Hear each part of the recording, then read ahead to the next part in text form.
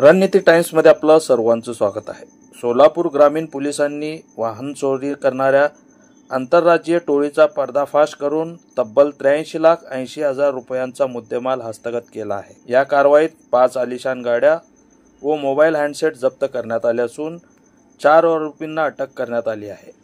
ही कारवाई स्थानिक गुन्हे शाखेचे पोलीस निरीक्षक संजय जगताप यांच्या मार्गदर्शनाखाली सहाय्यक पोलीस निरीक्षक भीमगोंडा पाटील व त्यांच्या पथकाने केली। मुळेगाव तांडा येथे पेट्रोलिंग दरम्यान पोलिसांना संशयास्पद पांढरी फॉर्च्युनर वाहन दिसले। चौकशीत वाहनाचा चेसी व इंजन नंबर बदललेला आढळून आला।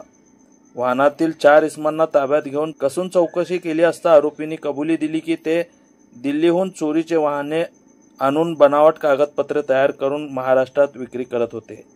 अटक आरोपींमध्ये आझिम सलीम खान पठाण वय 36 राहणार सातारा, प्रमोद सुनील वायदंड वय 26 राहणार सातारा, फिरोज शिराज मोहम्मद वय 35 बेंगलोर कर्नाटक, इर्शाद शफीउल्ला सय्यद वय 34 कोलार कर्नाटक या आरोपीकडून Toyota Fortuner, Hyundai, Maruti Brezza अशी 5 वाहने जप्त करण्यात आली आहे। सदर आरोपीवर सोलापूर तालुका पोलीस ठाण्यात BNS 2023 अंतर्गत गुन्हा दाखल करण्यात आला आहे। या कारवाईत दिल्लीतील 5 गुन्ह्यांचा देखील तपास उघड झाला आहे।